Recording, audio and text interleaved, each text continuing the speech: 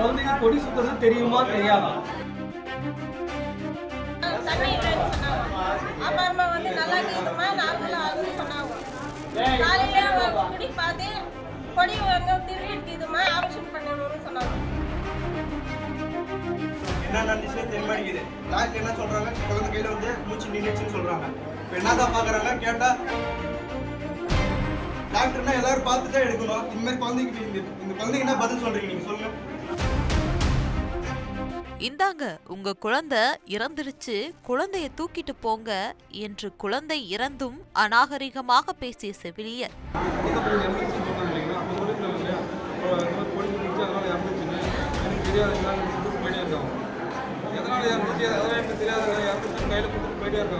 கடுப்பான குழந்தையின் உறவினர்கள் பிரசவ வார்டை முற்றுகையிட்டு வாக்குவாதத்தில் ஈடுபட்டனர். குழந்தையின் கழுற்றில் குடல் சுற்றி இருந்ததாக மருத்துவர்கள் விளக்கம் அளித்துள்ளனர்.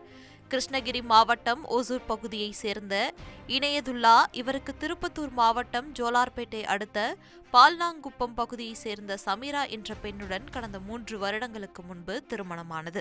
இந்த நிலையில் ஏற்கனவே 2 வயதில் ஆண் குழந்தை உள்ள நிலையில் 2வது குழந்தைக்காக திருப்பத்தூர் அரசு மருத்துவமனையில் நேற்று அனுமதிக்கப்பட்டனர்.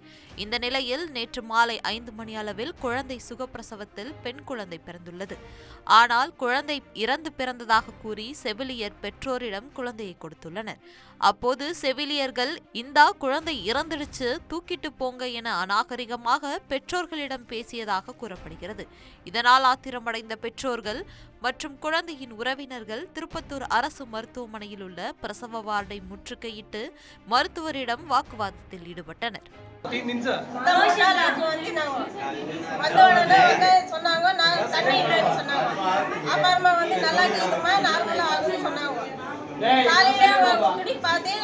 கொடி வந்து திருவிட்டுதுமா ஆபரேஷன் பண்ணணும்னு சொன்னாங்க. சரின்னு நாங்க வந்து கேட்ட பின்னால என்ன சொன்னாங்க, 1:30 மணிக்கு வாங்க பார்த்து சொல்றேன்னு சொன்னாங்க சார். 1:30 மணிக்கு பார்த்தாக்க வழி ஃபுல்லா வந்துச்சு. ஃபுல்லா வந்து பின்னால் கூட போய் நான் கேட்டேன், எதுவுமே அவங்க பார்க்கல. அந்த மாதிரி தான் செஞ்சாங்க. ஒரு ஊசி போல வந்து கூட எட்டு பாக்கிறதுல கூப்பிட்டா கூட நீங்க போங்க வெளியே போங்க வெளியே போங்க எல்லாம் வெளியே தான் அனுப்புறாங்க. ஒரு ஆளு கூட கிட்ட நிக்க வைக்கிறது வெளியே போங்க அவங்க பார்த்துட்டு வராங்க. சொன்ன நிக்க முடியல, கிட்ட வந்தா கூட வெளியே போங்க அனுப்புறாங்க. உள்ள விட மாட்டேங்கிறாங்க சார். குழந்தை பாவம் ஜென்சி உள்ள விட மாட்டேங்கிறாங்க.